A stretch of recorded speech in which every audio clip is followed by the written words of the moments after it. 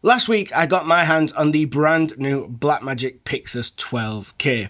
I rigged it up and went straight onto a real world project. The reason I'm so excited about this camera is because it feels like Blackmagic have been building this since their very first cinema camera 13 years ago. Doing all of those design refinements, even developing their own sensor technology, and then finally taking Este Cine level power and putting it in such a compact, small body. But specs on paper mean absolutely nothing if it can't perform out there in the field. So let me show you how this thing has been holding up. So let's start out with what everybody really wants to know, and that is image quality and how this compares to the Este Cine 12K. I've only had the camera for around 1 week and I've done one shoot on it so far. I did consider using cinema lenses on that shoot I did, but I wanted to see how this performed with some L-mount lenses. I started out in a small studio using controlled lighting, but then I moved on to a restaurant where I took zero lighting at all. I just had the camera, a tripod, and some lenses. And considering just that, I think the results are really impressive.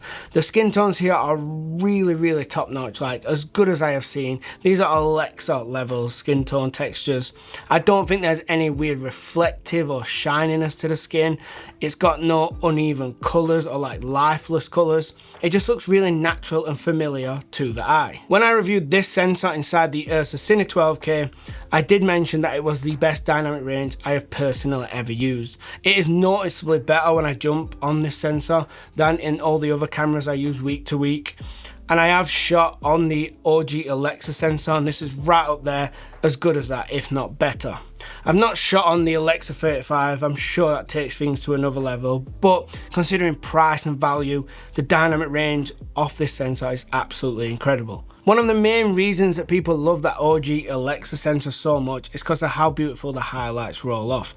And I think Blackmagic have taken massive inspiration here with this. And there's some times when I'm looking at the monitor and I'm second guessing whether windows are overexposed, only to flip on false color to find out it is. It just rolls off in such a soft, nice way. It's not distracting, it's not harsh, it does not draw the viewer's attention to it. It kind of just sits there and does it just in the way that you would want. Now, I'm sure most people are aware that this thing lacks a lot of the modern day tech conveniences we have become to love. No IBIS, no great AF system.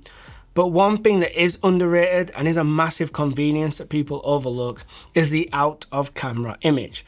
If you are someone who is not very experienced in color grading, or say you are someone who does not want to spend hours and hours in post-production color grading our images to push the maximum out of them, this camera will be your best friend. When I jump over into the color grading tab in DaVinci Resolve and I start moving around the images, brighter, darker, cooler, warmer, you name it, I'm kind of pushing and pulling them to kind of find out where the best looking image lies. And then I stop, I turn off the grade, and it is so close to the original image that came out of camera. Much closer on these images than the other cameras I'm used to, where I'm so used to hitting that bypass grade button and seeing a big change, where in this it is just so similar and it comes right out of camera really nice. I've shot in 12K, 8K, 4K and even a little bit in the 9K Super 35 mode. I edit on a base model M3 MacBook Pro, so no upgrades, just the base you could buy at the time. And let me tell you, B-roll is an absolute dream. The 12K open gate, which is a massive amount of pixels, plays back locked at 25 frames per second. Not only that, it grades really smooth as well. And while we're touching on grading the images, the latitude is excellent. I underexposed a couple of shots and I had no trouble jumping over to the RAW tab and pulling them up.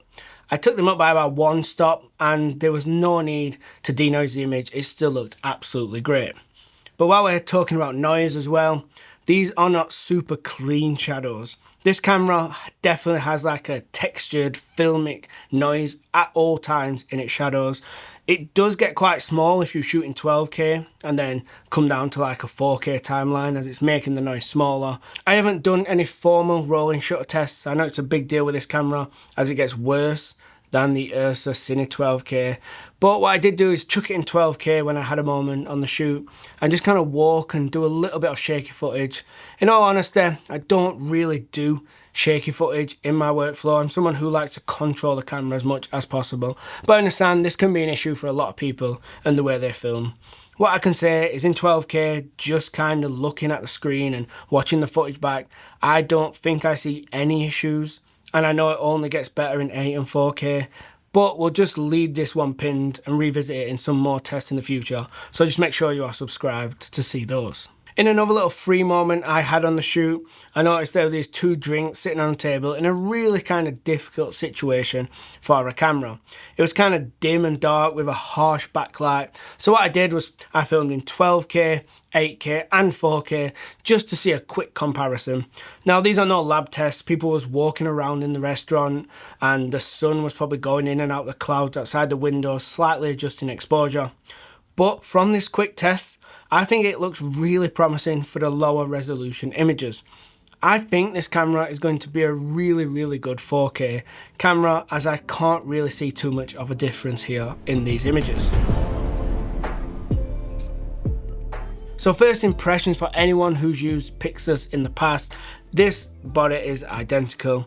The I/O is the same. It is really just a different sensor inside that 6K PYXIS body. One big change though with the I/O is you can now output video from the rear USB-C.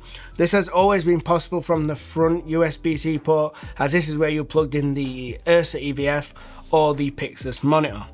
The problem was you had to pick one or the other.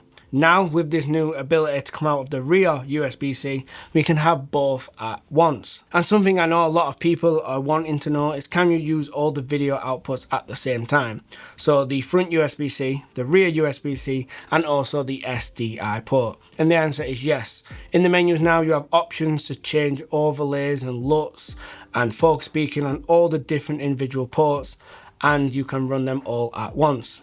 The biggest surprise for me, someone who's familiar with all the Blackmagic cinema cameras and pocket cameras they have ever made, and I've owned the lot, is this being the best build quality of them all. It is strange that this feels made out of a better material than the more expensive Ursa Cine 12K. The Ursa does have better features, like the buttons on the Ursa are way better. They're rubber, they feel better and they light up, which is a win for the Ursa. But if you're talking about overall materials, the Ursa still feels made out of that kind of classic plastic composite material that come with the pocket cameras, etc., and the old Ursa Mini G2. It just feels more premium to me in the hand than the more expensive Ursa Cine. We're just about to jump into usability and how this camera has been to use, including battery life tests and overheating tests. But you may have noticed something throughout this video, and that is I've been using a storyboard. Well, that storyboard was created using AI from the sponsor of this video, Catalyst. First off, Catalyst has a script assistant that turns your written ideas, your scripts, into a structured storyboard. The AI automatically identifies scenes, characters and settings, everything that you normally need to plan by hand. One of the coolest features is the ability to upload reference images of your location. So if you've done a recce, or you've snapped a photo of a room, or even a landmark, you can feed those in and the AI will match the look and style. If you're working with talent or actors, you can even upload headshots or reference photos of people you're filming so the characters stay consistent from scene to scene. You'll also get fine control over detail, character poses, camera angles, and overall composition. And even after you've finished creating a storyboard, Catalyst can take your pre-production to the next level. It can generate a polished complete video with transitions, voiceover music. It took me less than 10 minutes to make this storyboard, and look how closely the final shots of this video match up to the AI storyboard created with Catalyst. This is a serious tool that is extremely easy to use and helps you stay ahead by using AI to elevate your projects. Check them out in the link in the description. Big thanks to Catalyst for sponsoring this video and helping me bring the vision to life. Overall though, it's been a really pleasant experience. I'm super happy to be back on Blackmagic menus, as these are the best in the industry and no one has even come close in my opinion. The camera hasn't crashed or glitched, I've not needed to pull the battery or anything like that. I have been speaking to other people who are reviewing the PYXIS 12K who have mentioned that theirs have, so I'm sure there's going to be different messages coming out. It's just kind of luck of the draw, but for me this has been really solid. This one here is a review unit from Blackmagic they sent out. As soon as I'm finished with it, it's going to go back. That said, this did turn up in a sealed box that looked like a genuine retail unit to me, so I believe this is kind of the finished thing that we will all receive. I personally do have a pre-order in for a Blackmagic PYXIS 12K, but just like the rest of us, I'm still waiting. I think with this PYXIS body, it's the first time that Blackmagic have kind of nailed that red camera, robust feel, where like when you grab it by the top handle, nothing shakes or wobbles. It feels really solid. You've not got to buy any awkward rigs. Anyone who's owned a pocket cinema camera and has not wanted to use it in that form factor will know how kind of awkward and messy building a rig around that can get. My only real gripe would be the EVF top handle from Blackmagic. Basically, it's just a top handle that allows you to mount the EVF or the PYXIS monitor. I think it's a bit big, awkward and clunky. It's not necessarily needed. There are much better third-party versions out there on the market already, and that's kind of part of the fun of buying a PYXIS, as you get to build it out in your own custom way. So let's see what results I got from my battery tests. I've got them all wrote down. Let's quickly go over them here. Started off with the smallest 30 watt hour battery. This is the smallest BPU battery you can buy. This goes inside the body itself. So I started in 4K 16:9, which is going to be a really common 25 frames per second. That 30 watt battery got me 40 minutes. I then stayed on the smallest 30 watt hour battery, but went up to 8K and went into open gate, which I think is going to be a great middle ground for anyone who does not want 12K but wants better than 4K. And for this, I got 36 minutes until the camera died. Then finally, I got out a 99 watt hour V-mount. This is kind of the middle zone for V-mounts. They get smaller, they get bigger, but it's also a battery that you can travel and get on an aeroplane with. For this, I went into 12K open gate maximum resolution, so the highest the camera can go, and I got 1 hour and 42 minutes. For all of those tests, I was also running the Blackmagic PYXIS monitor, powering from the battery in the camera or the V-mount, at around 40% brightness. I also had the side screen turned on, and finally the tail lights was also on. Q5 compression, and it's worth noting that every time the battery died, the B-roll clip inside the camera was totally fine. I guess this is all going to be based on expectations, but from my opinion, considering what is possible with such a small tiny camera, I think these results are really not that bad, and I think I personally was expecting much worse. For the small shoot that I did on this camera, I shot for around 4 hours, and I had the small 30 watt BPU battery inside, and mounted on the back I had a V-mount plate with the 99 watt hour V-mount. I would say it died around 20 minutes before I finished my day, so pretty good going. And for my workflow, I've built up many V-mounts over the years. It's not going to be a single issue.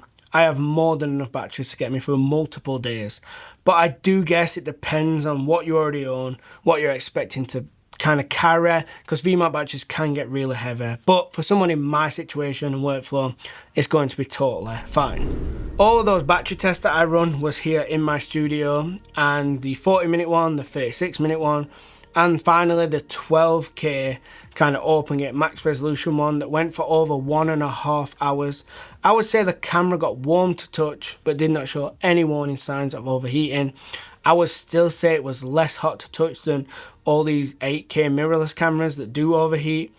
For me, I'm not worried at all. Blackmagic don't have any track record of cameras overheating. I don't believe this is going to be the one that does. You can hear the fan if you put your ear right next to it. They're kind of pushing the airflow through. But I think this camera is going to be solid, but only time will tell. I'm sure I will find more negatives as the weeks do go by with this camera, because no camera is perfect, and the more you use a camera, the more you find out what you do and don't like. But I did manage to find out a few in this short first week. The first of all is the side screen that is built into the PYXIS body itself. I know this has also been reported before with the older PYXIS model, but this side screen is genuinely awful. The viewing angles on it are so bad. Like, as soon as you get to the side, it just makes the white balance look blue. The amount of times I've kind of glanced at the camera and thought my white balance is miles off, to then come level and straight on at the screen to find out it's totally fine. It generally, for me, just shouldn't exist. I would rather this go away, I get longer battery life and add more buttons. The PYXIS monitor though is way better. It's more colour accurate, the viewing angles are better, it goes way brighter. It's just better in every single way. For me, do not buy this camera without buying the PYXIS monitor. It should be more expensive and just ship inside the box. And my last small gripe that is really picky is the card though. I think it does just fine to keep dust out and protect your CFast card, but it's really fiddly. It's like this long rubber flap that's kind of poked into the body at two separate points. It feels really cheap and way cheaper than say like a locking card door that most cinema cameras have. And I can't imagine it would have added much cost to the build of this camera by adding a card door. Overall though, my short time with the PYXIS 12K has been absolutely fantastic. I've always been a big admirer of Blackmagic's mission to go and get really expensive cinematic video cameras and bring them down to be more affordable. And this may be the best version of that we have ever seen. More tests to come, stay tuned, and in the meantime, YouTube thinks you're going to love this video here.